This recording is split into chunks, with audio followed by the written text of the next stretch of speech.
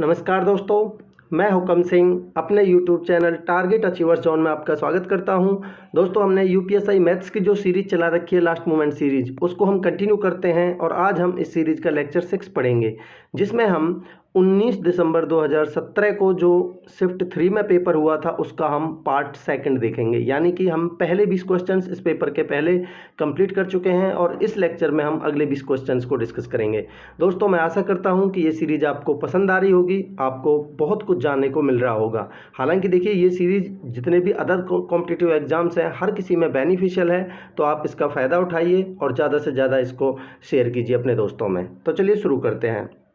देखिए, पहला question time and work से है। अमर किसी काम को 6 दिनों में कंप्लीट कर सकता है, यानी अमर किसी काम को कर सकता है 6 दिन में, ठीक है। लेकिन अगर वह प्रेम के साथ काम करता है तो 2 दिनों में काम समाप्त हो जाता है। यानी अमर और प्रेम दोनों मिलके करते हैं तो 2 दिनों में हो जाता है। तो देखिए, टोटल वर्क मान लेते हैं इन दोनों का एलसीएम 6, तो अमर की एफिशिएंसी आ जाएगी हमारी 6 एकम 6 1, और प्रेम और अमर की एफिशिएंसी दोनों की आ जाएगी 2 तिया 6 3। तो देखिए, अगर देखिए अमर की एफिशिएंसी 1 है तो अमर की 1 है, तो और दोनों की 3 है, तो प्रेम की कितनी बची 2। अब क्या कह रहा है, काम ख़त्म करने के लिए अकेले प्रेम कितने दिन लेगा, तो टोटल काम है 6 और प्रेम की एफिशिएंसी है 2 की एफिशिएंसी से कितने दिन ले लेगा 3 दिन, ठीक है। ऑप्शन डी आंसर है। अगला क्वेश्चन देखते हैं। देखिए, एक परीक्षा में 12 छात्रों के मध्यमान अंक 52.5 थे, ठीक है। बाद में जांच करने पर 2 छात्रों के अंक 45 और 51 से बदलकर यानी जो ऐड करने थे वो कितने थे 45 और 51, यानी कि टोटल कितने हो गए 5 और 1 6 और 4 और 5 9, यानी कि टोटल 96 ऐड करने थे, बट इनकी जगह पे 40 और 62 यानी कि 102 ऐड कर दिए।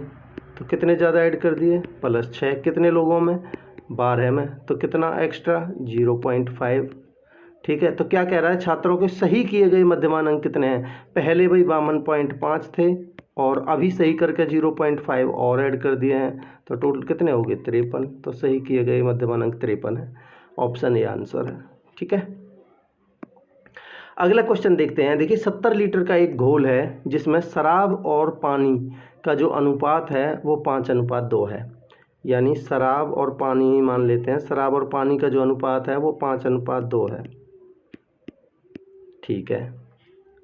अनुपात को उल्टा करने के लिए घोल में कितना पानी मिलाया जाना चाहिए, और उल्टा करने का मतलब है अगर 5:2 है तो हमें ये 2:5 करना है, ठीक है। कह रहा है कितना पानी मिलाया जाना चाहिए, यानी पानी मिलाना है। क्या आप मुझे एक बात बताइए, हमने क्या शराब को छेड़ा है, शराब तो हमारी जितनी थी उतनी ही होनी चाहिए, तो हमें ये बराबर करना पड़ेगा, ठीक है। तो इसको गुना कर देते हैं 2 से और इसको गुना कर देते हैं 5 से, शराब को बराबर करने के लिए। तो 2 से गुना करेंगे तो 2 पंजे 10 और 2 दूनी 4, और इसको 5 से करेंगे तो 5 दूनी 10 और 5 पंजे 25। आप मुझे बताइए, हमने 4 से, अब हमें पुराने वाले रेशो से कोई मतलब नहीं है, नया वाला यूज करेंगे, ठीक है। तो आप देखिए, 4 से हमें 25 हो गया पानी, तो हमने कितना मिलाया 21, तो हमें 21 की वैल्यू चाहिए, ठीक है। देखिए, हम क्वेश्चन यहीं समाप्त कर सकते हैं क्योंकि हमें 21 की वैल्यू चाहिए और हमें 21 का मल्टीपल ढूंढना है, तो जो कि एक ही ऑप्शन है, ऑप्शन बी में 105 आंसर हो जाएगा। पर फिर भी मैं आपको तरीका बता देता हूँ। टोटल कितना घोल है 70 लीटर, और यहाँ हमारे हिसाब से टोटल कितना है 10 और 4 14 है। इसका मतलब 14 की वैल्यू 70 है 5 गुना, तो हमारी 21 की वैल्यू कितनी हो जाएगी, कितना मिलाया 5 गुना 105, यही हमारा आंसर है, ऑप्शन बी, ठीक है। अगला क्वेश्चन देखते हैं। देखिए, एक बॉक्स में 12 नीले पेन हैं और 18 काले पेन हैं, ठीक है। दोनों पेनों को एक के बाद एक बिना उनके स्थान पर दूसरे पेन रखे निकाला जाता है। इस बात की कितनी संभावना है कि पहला पेन नीला रंग का हो और दूसरा पेन काले रंग का हो। तो आप मुझे बताइए, नीले पेन कितने हैं 12 में से एक पेन निकालने की प्रोबेबिलिटी कितनी है 12C1, ठीक है। और कितने में से 30 टोटल है, 18 और 12 30, और इसमें से निकालना है एक की प्रोबेबिलिटी, ठीक है। यानी एक निकल टोटल में से एक की निकालने की प्रोबेबिलिटी।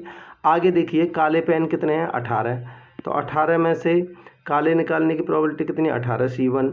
और टोटल अब देखिए उसकी जगह पे किसने बोला है बिना उसके स्थान पर दूसरा पेन रखे, यानी दूसरा पेन हमने रखा नहीं है, तो टोटल बचे कितने हैं 29। और इसमें से एक की प्रोबेबिलिटी, एक निकालने की प्रोबेबिलिटी ये हो जाएगी। तो यहाँ नोट करने वाली बात यही है कि हमें यहाँ 30 की बजाय 29 लेना है बस। अब तो इसको सॉल्व करना है। तो 12/30 गुना में 18 गुना में 29। तो देखिए 6 पंजे 30, 6 दूनी 6 तिया 18, बस 12 तिया 36/145। तो देखिए ये ऑप्शन गलत है, यहाँ 145 आएगा, तो 36/145 इसका आंसर होगा। ठीक है, अगला क्वेश्चन देखते हैं। देखिए 3 धनात्मक पूर्णांकों P, Q और R का जो औसत है वो 10 है। ठीक है, तो देखिए P प्लस में Q प्लस में R का जो औसत 10 है, तो तीनों का सम कितना हो जाएगा 30। ठीक है, क्या कह रहा है, यदि दिया गया है कि P is less than equal to Q is less than equal to R, तो हम तीनों को बराबर मान लेते हैं क्योंकि बराबर दिया भी है, P बराबर Q बराबर R। ठीक है, इनके मध्य का P +2 है, तो आप यहाँ से देखिए अगर मैं, क्योंकि तीनों आपस में बराबर हैं, तो इसकी जगह पर तीनों को मैं 3Q लिख सकता हूँ बराबर 30। ठीक है, तो यहाँ के Q की जगह पर मैं क्या रख सकता हूँ, तीनों के मध्य का दी कितनी है P +2, तो यहाँ देखिए Q बराबर आ जाएगा 10। तो यहाँ से Q की जगह पर मैं रख सकता हूँ, Q की जगह पर रख सकता हूँ क्या P +2, क्योंकि भाई तीनों के मध्य का हमने, यही तो है तीनों के मध्य का जो कि P +2 के बराबर दी हुई है, और ये बराबर है 10 के, तो यहाँ से P का जो मान आ जाएगा वो आ जाएगा 8। ठीक है,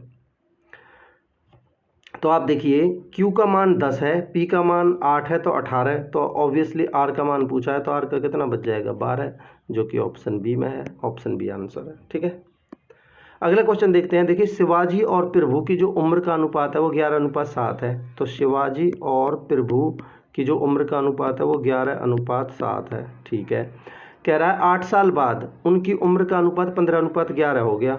तो 15:11 हो गया कितने साल बाद, 8 साल बाद। ठीक है, उनका उम्र में कितना अंतर है, तो आप मुझे बताइए, यहाँ अंतर कितना है 4 का, यहाँ कितना है 4 का, तो यानी कि हमें कुछ भी चेंजिंग करने की ज़रूरत नहीं है, तो हमें 4 की वैल्यू चाहिए। ठीक है, तो अब देखिए यहाँ कितना है गैप 7 से, यहाँ कितने साल बाद की बात कर रहा है 4 साल की, तो इसका मतलब 4 की वैल्यू सवाल में दी हुई है 8। ठीक है, तो इस 4 की वैल्यू 8 है, 2 गुना, तो और हमें इसी 4 की वैल्यू चाहिए 2 गुना, तो आंसर हो जाएगा हमारा 8, जो कि ऑप्शन ए है। ठीक है, क्योंकि अंतर ही पूछा है तो अंतर 4 है, 4 की वैल्यू 8 हो जाएगी।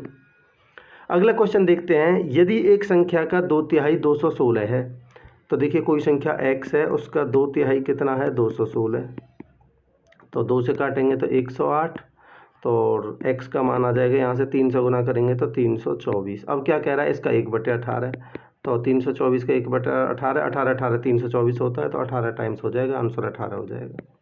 ठीक है, अगला क्वेश्चन देखते हैं। एक फल विक्रेता 30% सेब बेच देता है। ठीक है, उनमें से 2 सेब रास्ते में खा लेता है। अब उसकी टोकरी में 208 सेब शेष बचे हैं। तो देखिए मुझे एक चीज़ बताइए, अगर उसने 30% सेब बेच दिए तो उसके पास बचे कितने 70% सेब, और उसके पास बचे 208 है, और जबकि उसने 2 खा लिए थे। अगर वो 2 नहीं खाता तो कितने बचते उसके पास 210, तो 70% की वैल्यू 210 है, तो 1 0 से 1 0, 7 से कटेगा 3 बार, तो 1% की वैल्यू 3 है, तो 100% की वैल्यू कितनी हो जाएगी 300। यही हमारा आंसर है, यही पूछा उसके पास कुल कितने सेब थे, तो आंसर है ए। ठीक है, अगला क्वेश्चन देखते हैं। देखिए 8% चक्रवृद्धि ब्याज पर लिए गए 7500 रुपये को 3 साल की बराबर वार्षिक किस्तों में चुकाना है। अनुमानित वार्षिक किस्त ज्ञात करें। देखिए ये अप्रोक्सीमेट वैल्यू पूछी है, अप्रोक्सीमेट आंसर पूछा है, तो आप इसमें कुछ नहीं कर सकते, ये आपको कैलकुलेशन में उलझाएगा। आप कोशिश करें ऐसे क्वेश्चंस को लास्ट में करने की, क्योंकि ये इसकी प्रॉपर जो जीरो वाली टर्म्स भी नहीं बन रही हैं। देखिए हम 8% की अगर बात करते हैं तो इसका फ्रैक्शन निकालें तो 8/100, 4 से काटा तो 4 दूनी 8, और 4 से 25 यानी 2/25। इसका मतलब है कोई प्रिंसिपल अगर 25 था तो 2 का CI मिलने के बाद वो धन हो गया 27। ठीक है, ये होगी अमाउंट, और ये पहली साल की बात है। दूसरी साल की अगर हम बात करें तो ये हो जाएगा इसका 2 टाइम्स 625, और ये हो जाएगा इसका 2 टाइम्स 7 का स्क्वायर 729, 27 का स्क्वायर 729। और तीसरी साल की बात करें तो ये क्यूब हो जाएगा। अगर हम इसका करें 25 का क्यूब तो होता है 15,625, और इसका क्यूब करें 27 का क्यूब तो आपको मिलेगा 27,729 गुना में 27। तो अगर गुना करें तो 7 नाम 63, 6 7 दूनी 14 और 6 20, 2 7 7 49 और 2 51। देखिए 7 नाम 63, 6 7 दूनी 14 और 6 20, 2 7 7 49 और 2 51, 2 से करेंगे तो 1458। ठीक है, तो ये बनेगा 3 8 6 9 1 19,683, 19,683। तो देखिए हमें ये सारी टर्म्स 19,683 बनानी है। ठीक है, अगर ये सारी टर्म्स, अगर क्योंकि सारी किस्त होती हैं ये वाली, अगर हमें सारी बराबर करनी है तो इसको 27 से गुना करना पड़ेगा, इसको 27 गुना 27 यानी कि 729 से गुना करना पड़ेगा, और जितने से इधर कर रहे हैं 27 से तो इसको भी 27 से करना पड़ेगा, और इसको 729 से कर रहे हैं तो इसको भी 729 से करना पड़ेगा। जितना यहाँ आएगा वो, यहाँ आएगा वो, और ये इन तीनों को जोड़ के मान लेते हैं वो x आया। ठीक है, मैं आपको तरीका बता रहा हूँ, आप खुद सॉल्व कर सकते हैं। ठीक है, मान लेते हैं x आया, तो x की वैल्यू दे रखी है 7500 और हमें निकालनी है 19,683 की वैल्यू। तो 7500 बटे में मान लेते हैं ये x आया, तो x गुना में ये 19,683। तो इसको सॉल्व करके जो भी आंसर आएगा वो आपका आंसर हो जाएगा। ठीक है, अगला क्वेश्चन देखते हैं। देखिए अगर कल रविवार था तो आज से 81वां दिन क्या होगा। तो देखिए अगर कल रविवार था तो आज क्या होगा, मंडे। तो आज से 7 दिन बाद, आज से 7 दिन बाद कौन सा वार होगा, मंडे ही होगा। फिर आज से प्लस में 7 दिन बाद मंडे ही होगा। फिर ऐसे ही अगर हम साथ साथ करते जाएंगे तो क्यों ना हम इसको 7 से भाग दे लें, तो 11 7 77 कंप्लीट हो जाएंगे। तो 77वें दिन हमारा मंडे होगा, 78वें दिन ट्यूसडे होगा, 79वें दिन वेडनेसडे होगा, 80वें दिन थर्सडे होगा, और 81वें दिन हमारा फ्राइडे होगा, जो कि आंसर डी है। ठीक है, अगला क्वेश्चन देखते हैं। देखिए a square plus B square 100 है, ए बी 48 है, a plus B upon A minus B की वैल्यू बतानी है। तो ये डायरेक्ट फॉर्मूला बेस्ड क्वेश्चन है। अगर देखिए हम a प्लस बी का होल स्क्वायर निकालते हैं तो बनेगा हमारा a square plus B square plus में 2ab। ठीक है, तो a square plus B square का मान दे रखा है 100 प्लस में 2ab, यानी a b 48 है तो 2ab कितना हो जाएगा 96, तो टोटल बन गया 196। तो ये क्या है, a प्लस बी का होल स्क्वायर बराबर 196 है, तो a प्लस बी कितना आ जाएगा 14, 14 196 होता है, तो ये आ जाएगा 14। ठीक है, अब हम a माइनस बी का होल स्क्वायर निकाल लेते हैं।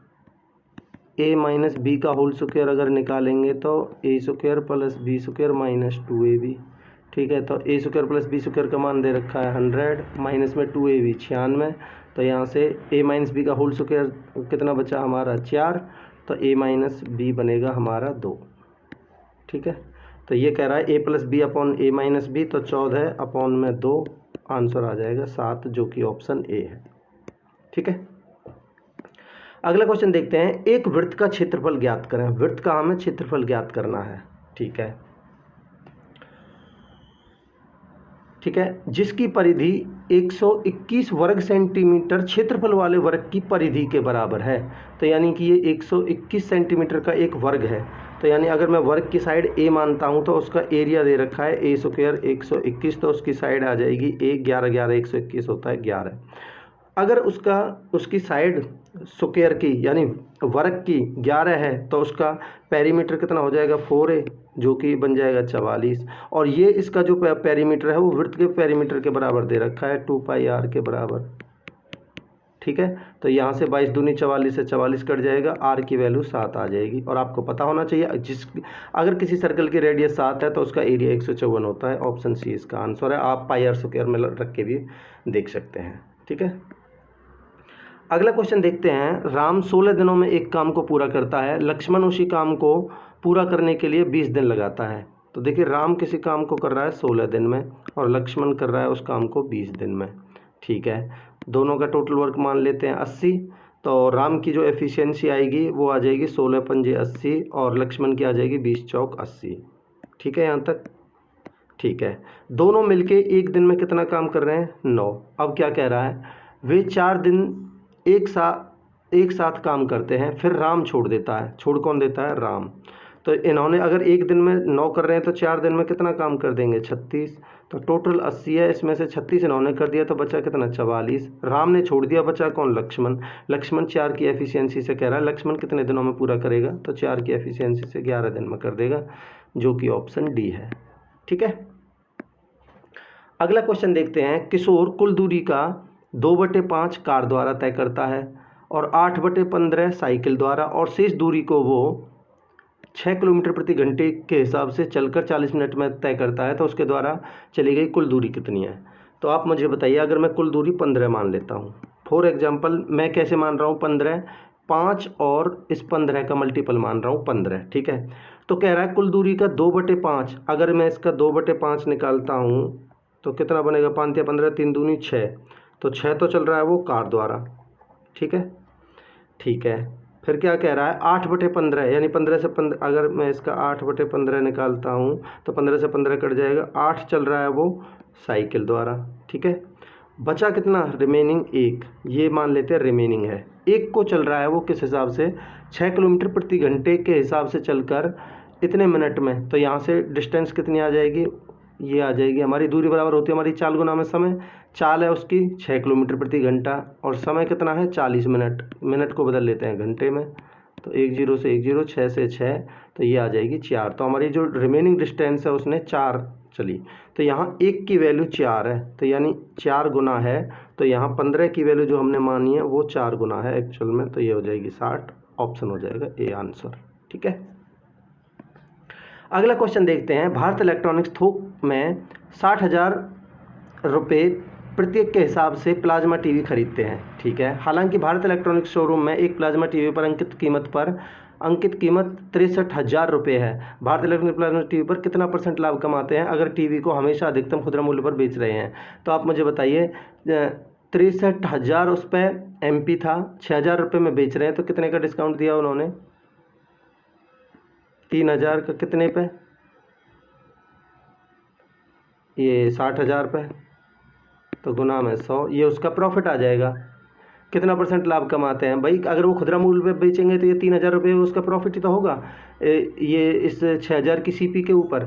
ठीक है, तो यानी कि 3 0 से 3 0 कट जाएगा, 1 0 से 1 0, 3 दूनी 6 और 2 पंजे 10, तो 5% इसका आंसर आ जाएगा ऑप्शन बी। ठीक है, अगला क्वेश्चन। एक सामग्री को 600 रुपये में खरीदा गया। अगर सामग्री के 3/4 हिस्से को 10% के लाभ पर और शेष को 20% के हानि पर बेचा जाता है, तो समग्र में लाभ हानि बताइए। तो आप मुझे बताइए भाई, टोटल है 600 रुपये। ठीक है, इसका 3/4 कितना हो जाएगा? 15 चौक 15 45, यानी 450 को तो बेचा गया कितने पे? प्लस में 10% के प्रॉफिट पे। ठीक है, और रिमेनिंग कितना बचा? 150, इसको 20% के लॉस पर बेचा गया। तो कह रहा है इसमें पूरे उसमें कितना लाभ या हानि % ज्ञात करिए। तो आप मुझे बताइए, इसका 450 का 10% कितना हो गया? प्लस में 45 के प्रॉफिट पे और बेचा है, तो ये कितने का बेचा? टोटल 495 का। ठीक है, और यहाँ से 20% का, यानी इसका 20% कितना हो गया? 15। ठीक है, 15 और इसका 10% हो गया 15, 20% हो गया 30, तो यानी -30 के लॉस पर बेचा है, तो बेचा कितना है? 120 में। ठीक है, तो यहाँ से टोटल कितने में उसका कितना SP आ गया उसका? तो टोटल उसका SP आ गया यहाँ से 5 और 49 और 12 61, 615। तो यहाँ हमारा CP था 600 और बेच रहा है 615 में, तो कितना प्रॉफिट हो रहा है उसको? 15 का। कितने के ऊपर? इस 600 के ऊपर, तो 100 के ऊपर कितना? तो 2 0 से 2 0, 3 दूनी 6, 3 पंजे 15, 5/2, यानी 2.5% का लाभ हो रहा है। ऑप्शन सी आंसर है। ठीक है, अगला क्वेश्चन देखते हैं। एक खरगोश 3 किलोमीटर प्रति घंटा की गति से 6 किलोमीटर तक कुलाचे भरता है। अगले 3 घंटे के दौरान किस गति से खरगोश को कुलाचे भरने की आवश्यकता होगी ताकि उसके द्वारा तय की गई पूरी दूरी के लिए उसकी औसत गति है वो 6 किलोमीटर प्रति घंटा हो? आप मुझे बताइए। पहले 3 किलोमीटर प्रति घंटे की दर से वो 6 किलोमीटर जाता है, तो कितना समय लगा पहले कुलाचे भरने में उसको? तो समय होता है हमारा दूरी बटे चाल, तो 6/3, यानी कि 2 घंटे लगा।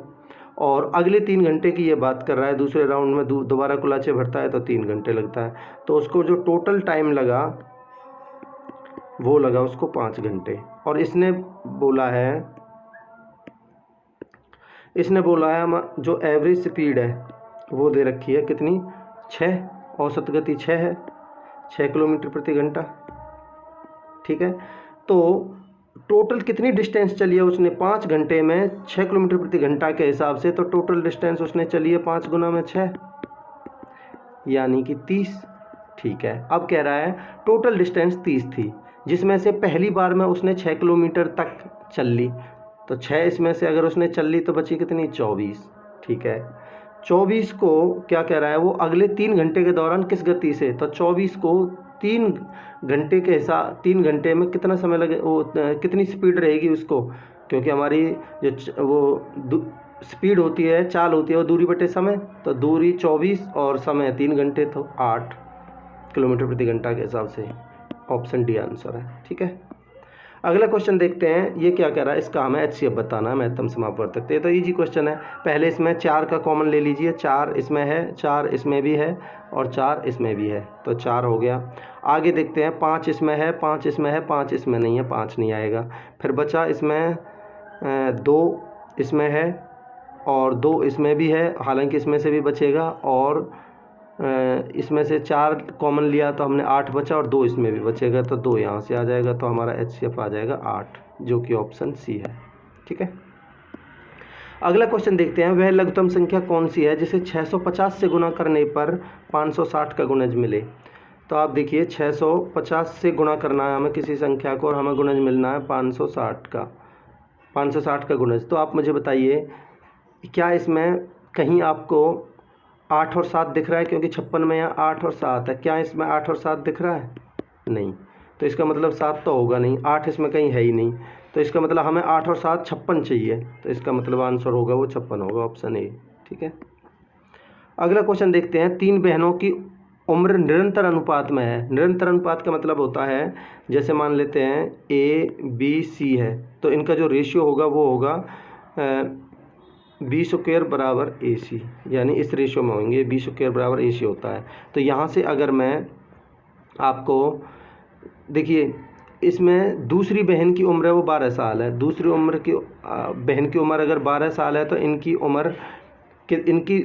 उम्र में जो अंतर है वो 7 का अंतर है। तो आप मुझे बताइए, अगर मैं इसका स्क्वायर करता हूँ, क्योंकि B² बराबर AC होता है, तो 12 12 144, ऐसी 2 संख्या बताइए जिनके बीच में अंतर 7 होता हो, तो 16 और 9, 16 में से 9 गई तो 7 और 16 9 144, तो इसका मतलब ये 16 है और ये 9 है, और दोनों का अंतर 7 भी हो गया और दोनों का मल्टीप्लिकेशन 16 9 144 भी हो गया। ये पूछ रहा है बड़ी की उम्र, तो ये छोटी है 9 की, तो बड़ी की 16 होगी, जो कि ऑप्शन बी है।